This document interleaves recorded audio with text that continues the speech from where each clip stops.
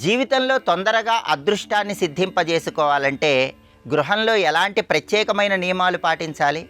ఇంట్లో ఎటువంటి ప్రత్యేకమైన విధి విధానాలు పాటించడం ద్వారా త్వరగా అదృష్టాన్ని, ఐశ్వర్యాన్ని అందిపుచ్చుకోవచ్చో నేటి పరిష్కారాలు అనే అంశంలో పరిశీలిద్దాం.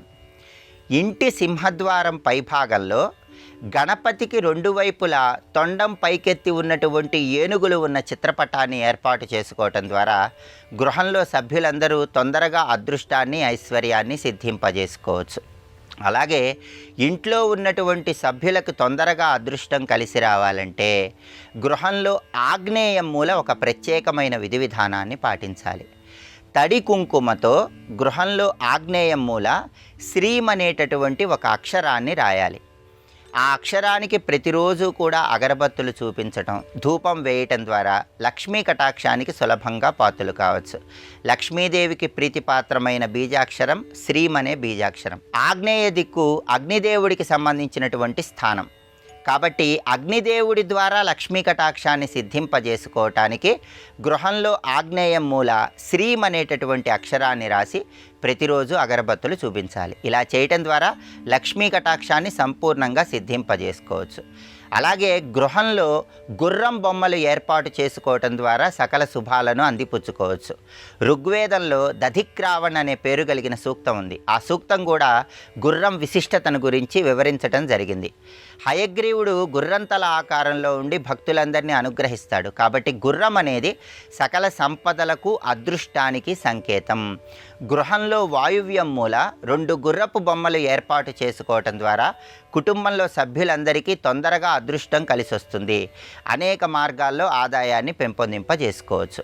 అదేవిధంగా గృహంలో ఉన్నటువంటి సభ్యులందరికీ అదృష్టము, ఐశ్వర్యము కలిసి రావాలంటే ప్రతిరోజు ఉదయం నిద్ర లేచిన తర్వాత స్నానం చేసి మహిళామణులు ఒక గ్లాసులో నీళ్లు తీసుకొని ఆ నీటిలో కొద్దిగా జీలకర్ర, రాళ్ళ ఉప్పు కలిపి ఆ నీటిని ఇంటి సింహద్వారం ముందు చల్లాలి. దీన్ని ద్వారశుద్ధి అంటారు.